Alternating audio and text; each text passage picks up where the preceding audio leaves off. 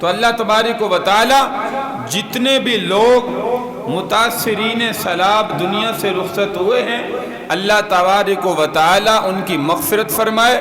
ہم ان کے ساتھ دلاسا دینے کے لیے، صبر کی تلقین کرنے کے لیے جو کر سکتے ہیں اپنا کردار ادا کریں۔ اور میں نے شروع میں کہا الحمدللہ میدان عمل میں اس وقت آپ متاثرین سیلاب جو علاقہ ہے، سوات کا ہے اور جو بھی علاقہ ہے وہاں پہ چلے جائیں، انشاءاللہ آپ کو وہاں پہ علماء، طلباء سب سے زیادہ جو ہے وہ میدان عمل میں نظر آئیں گے۔ طلباء، علماء سب سے زیادہ نظر آئیں گے، جو عوام کی خدمت کر رہے ہیں، عوام کو دبے ہوئے ملبوں سے لاشیں نکال رہے ہیں، اور جو زندہ بچ گئے ان کی خدمت میں مصروف ہیں، ان کے گھر بنانے میں مصروف ہیں، خوراک پہنچانے میں مصروف ہیں، جو کوشش کر سکتے ہیں وہ کر رہے ہیں۔ صرف جو باتیں کرنے والے علماء کے خلاف ہیں وہ اس وقت وہاں پہ نظر نہیں آ رہے، جو ہر وقت علماء کو گالیاں دینے میں نعوذ باللہ مصروف ہیں اور کہتے ہیں علماء کا کیا کردار ہے، مولویوں نے کیا کیا، مولویوں کا سیاست میں کیا کام ہے، مولویوں نے کیا کیا۔ خدا کی قسم میں پہلے بھی ذکر کرتا ہوں، یہ سیاست کا کام بھی اصل کام مولویوں کا کام ہے۔ آپ اس سے اندازہ لگائیں کہ پیارے پیغمبر صلی اللہ علیہ وسلم فیصلے جو بھی کرتے تھے کہاں پہ بیٹھ کے کرتے تھے؟ مسجد نبوی میں کرتے تھے یا مسجد نبوی سے باہر کرتے تھے؟ اور حدیث مبارکہ میں فرمایا العلماء ورثۃ الانبیاء، علماء انبیاء کے وارث ہیں۔ آج کہتے ہیں جی سیاست مولویوں کا کام نہیں ہے، مولویوں کا کام نہیں، پھر تمہارے باپ کا کام ہے۔ اصل میں کام ہی یہ سیاست مولویوں کا ہے۔ مولوی جانتا ہے دین کیا ہے، شریعت کیا ہے، اللہ کے نبی کی زندگی کیا ہے، اللہ کے نبی نے ہمیں شریعت کیا دی، اور دنیا کے اندر رہنے تہنے کا طریقہ ہمیں کیا سکھلایا، یہ اللہ کے نبی نے سکھایا، کسی عام جاہل بندے نے تو نہیں سکھایا۔ آج جو ابو جہل کے پیروکار ہیں نعوذ باللہ وہ الفاظ کہتے ہیں کہ مولویوں کا سیاست سے کیا کام ہے، مولوی ایسے، مولوی ایسے، طلباء ایسے۔ خدا کی قسم میں نے کہا یہ کام ہی سیاست کرنا مولویوں کا کام ہے۔ آج جب دوسروں کے حوالے ہوا تو ملک کا بیڑا غرق ہو گیا، سارا نظام تباہ و برباد ہو گیا۔ اگر یہ انہی لوگوں کا کام رہے گا تو پھر یاد رکھیے کہ ملک بھی ترقی کرے گا، عوام بھی ترقی کرے گی، اور جو عوام کے اوپر اس وقت عذابات ہیں، مہنگائی کے عذاب، دوسرے عذاب، یاد رکھیے یہ اسی وقت ختم ہوں گے جب یہ کام اصلی لوگوں کے ہاتھ میں آئے گا۔ اللہ کے محبوب صلی اللہ علیہ وسلم دنیا سے رخصت ہوتے ہیں، خلیفہ اول بلا فصل سیدنا صدیق اکبر رضی اللہ تعالی عنہ خلیفہ اول منتخب ہوتے ہیں۔ تو سیدنا صدیق اکبر رضی اللہ تعالیٰ عنہ سیاست نہیں تھے، مسجد نبوی میں سیاست نہیں کرتے تھے، عوام کے فیصلے، لوگوں کے فیصلے، لوگوں کا سننا، ان کے فیصلے کرنا، جہاد کی تیاری، کافروں کے خلاف لڑنا، یہ سارے فیصلے کہاں پہ ہوتے تھے؟ کون کرتے تھے؟ کیا نعوذ باللہ اللہ کے نبی کے دور میں جاہل جو ابو جہل تھا، عتبہ شیبہ تھا، ابو لہب، بڑے بڑے کافر تھے، یہ سیاست کرتے تھے؟ مسلمانوں کے یہ فیصلے کرتے تھے نعوذ باللہ، اور یہ کہتے ہوں کہ شاید یہ اللہ کے نبی کا کام نہیں ہے، سیاست ہمارا کام ہے۔ تو یہ میرے بھائی اس وقت بھی انگریز کی چال، آپ جانتے ہیں تحریک آزادی کے اندر 1947 کے اندر بھی جب ملک پاکستان آزاد ہوا، میں نے 2 جمعے گزشتہ آپ کے سامنے 14 اگست کے حوالے سے پڑھائے، اس وقت ان کی زبانوں پر یہ الفاظ تھے۔ آج یہ قائد اعظم محمد علی جناح پاکستان بنا رہے، یہ پاکستان ایسا بنائے گا جو بھوکا ننگا پاکستان ہوگا۔ نعوذ باللہ غیروں کی زبان پر یہ جملے تھے۔ اسی لیے جب وطن چھوڑ کے مسلمان وہاں سے آ رہے تھے، بر صغیر سے ان کی چیزوں کی تلاشی لی جاتی تھی۔ میں نے کہا کہ سلا ان سلا کپڑا بھی ملتا، اس کو بھی اپنے ضبط قبضے میں کر لیتے تھے کہ یہ بھوکا ننگا پاکستان بنے، ان کے پاس کوئی چیز نہ ہو، علیحدہ تو ہو جائیں لیکن سہولیات نہ ہو۔ لیکن اللہ نے کرم کیا، آج ملک پاکستان الحمدللہ بنا ہے، ایٹمی طاقت جو ہے وہ ملک پاکستان کے پاس موجود ہے، وسائل بھی سب سے زیادہ ہے۔ تو یہ میرے بھائی انگریزوں کی چال تھی جو اس وقت بھی مولویوں کے خلاف تھی، علماء کے خلاف تھی۔ یہی وجہ تھی کہ آپ جانتے ہیں تحریک آزادی میں سب سے زیادہ علماء نے قربانیاں دی۔ انگریزوں نے توپوں کے منہ پر علماء کو باندھ کر پھر توپوں کو چلایا، ایسے ہزاروں لاکھوں علماء کی شہادتیں جو ہے وہ ملک کی خاطر میں۔ آج کے جاہل کہتے ہیں جی مولویوں کا سیاست سے کیا کام ہے؟ تو میں نے کہا کہ سیدنا ابو بکر صدیق رضی اللہ تعالی عنہ سیاسی منتخب ہوئے، خلیفہ اول، آپ مسجد نبوی میں فیصلے کرتے رہے، آپ کا دور ختم ہوا، دنیا سے گئے، خلیفہ دوم سیدنا عمر بن خطاب رضی اللہ تعالی عنہ منصب پر فائز ہوئے، دوسرے خلیفہ بنے۔ سب سے زیادہ جو حکومت میں ترقی، عادلانہ حکومت قائم کی، وہ عمر بن خطاب رضی اللہ تعالی عنہ کی مشہور ہے۔ آپ سیاست نہیں کرتے رہے، مسجد نبوی میں فیصلے نہیں کرتے رہے، جن سے کافر بھی کانپتا تھا اور بڑی بڑی سلطنتیں کانپتی تھی، وہ سیدنا عمر فاروق رضی اللہ تعالیٰ عنہ کا نام نامی اس میں گرامی تھا۔ آپ رخصت ہوئے، اس کے بعد خلیفہ سوم سیدنا عثمان ابن عفان رضی اللہ تعالی عنہ تیسرے خلیفہ منتخب ہوتے ہیں۔ آپ کا وقت دنیا سے پورا ہوا، آپ کی شہادت مدینہ منورہ کے اندر ہوئی۔ اس کے بعد چوتھے نمبر پر خلیفہ سیدنا علی المرتضی شیر خدا رضی اللہ تعالی عنہ منتخب ہوئے۔ آپ یا تو یہ فیصلہ کریں کہ یہ تمام خلفائے اربعہ سیاست نہیں کرتے رہے، اللہ کے محبوب صلی اللہ علیہ وسلم سیاست نہیں کرتے رہے، پھر تو ہم مانیں گے کہ واقعتاً سیاست کرنا مولویوں کا کام نہیں۔ تو میرے بھائی اپنے اس دماغ سے اس بات کو نکالیں جو انگریز نے چال چلائی کہ مولوی اگر اس سیٹ پر آ گئے، اس سیاست میں آ گئے، ان کے ہاتھ میں حکومت آ گئی تو پھر ہمارا نام و نشان جو ہے وہ ختم ہے۔ آج انہی کے پیروکار یہ جملہ زبان سے کہتے نظر آتے ہیں کہ مولویوں کا سیاست میں کیا کام ہے؟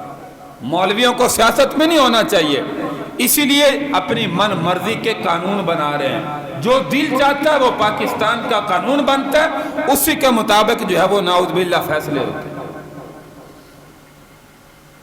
اور جب کوئی اسلام پہ حملہ ہوتا ہے، مسجد پہ حملہ ہوتا ہے، گزشتہ دنوں میں آپ نے دیکھا اسلام آباد میں مدنی مسجد راتوں رات شہید کی گئی، صبح کو نمازی گئے، وہاں پہ پودے لگے ہوئے تھے۔ اب ایسے جاہل لوگ کہتے ہیں جی مولوی کہاں تھے، علماء کہاں تھے، جو مولوی سیاست میں وہ کہاں تھے؟ لیکن جب منتخب کرنے کی باری آتی ہے، کس کو صدر بنائے، کس کو وزیر بنائے، کس کو مشیر بنائے، اس وقت کہتے ہیں مولویوں کا سیاست میں کام نہیں ہے۔ اس وقت علماء نظر کیوں نہیں آتے؟ اس وقت مولوی کیوں نہیں نظر آتے؟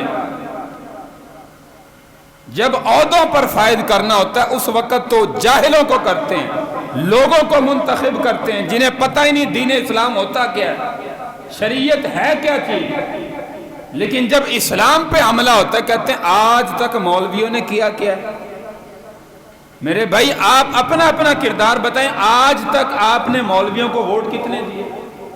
آج تک آپ نے مولویوں کو کس سیٹ پہ رکھا ہے؟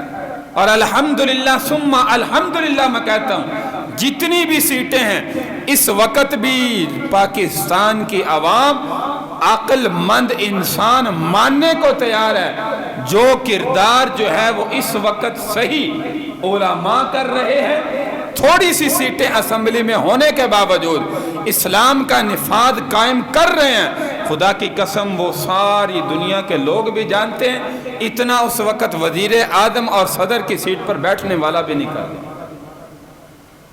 اس لیے میرے بھائیو علماء کو سپورٹ کریں، اصل میں سیاست کرنا کام ہی علماء کا ہے۔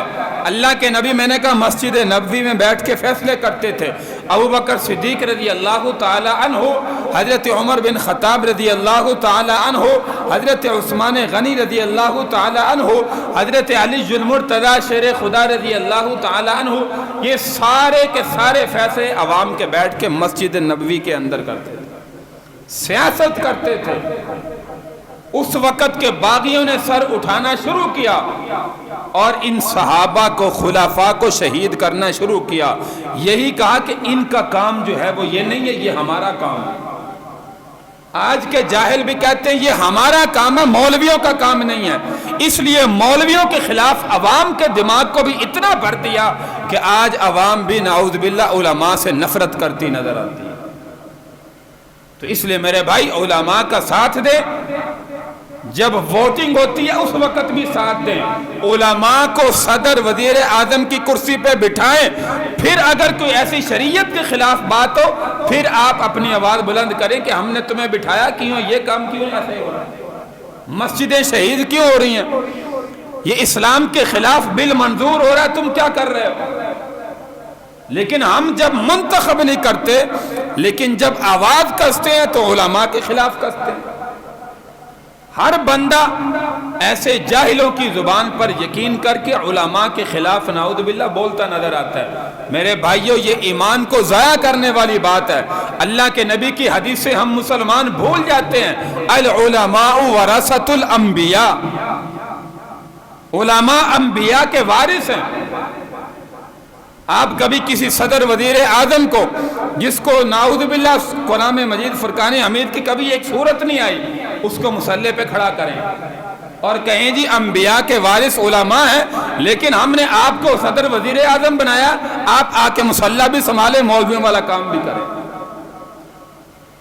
رمضان کا مہینہ ہے، ان کو کہیں بھی آپ یہاں پہ کھڑے ہو کے قرآن بھی سنائیں، کیونکہ ووٹ آپ کو ہم نے دیا ہے، آپ ہمارے وزیر اعظم، آپ ہمارے صدر ہیں، آپ ہمارے بڑے ہیں۔ پورے رمضان میں تراویحیں بھی آپ پڑھائیں، ساری نمازیں بھی آپ ہم کو پڑھائیں، پھر دیکھتے ہیں کہ کتنا جو ہے وہ دین کو سیکھنے والے ہیں اور دینداروں کو منتخب کرنے والے لوگ ہیں۔ تو میرے بھائی اس موقع پر اس بات کو ذہن میں رکھیں کہ العلماء ورثۃ الانبیاء، انبیاء کے وارث علماء ہیں، عوام الناس میں سے عام بندہ نہیں۔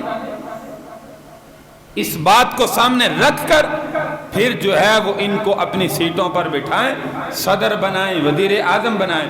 زندگی میں آپ اندازہ لگائیں، کبھی آپ ہر سال، ہم 5 سال کے لیے اپنا نمائندہ منتخب کرتے ہیں، ایک دفعہ کسی عالم دین کو، جس کو آپ سمجھتے ہیں یہ ہماری نظر میں ٹھیک ہے، اس کو منتخب کر کے پھر 5 سال دیکھیں کیسی حکومت ہوتی ہے، کیا قرآن و حدیث کی روشنی میں ہوتی ہے یا اس کے خلاف ہوتی ہے۔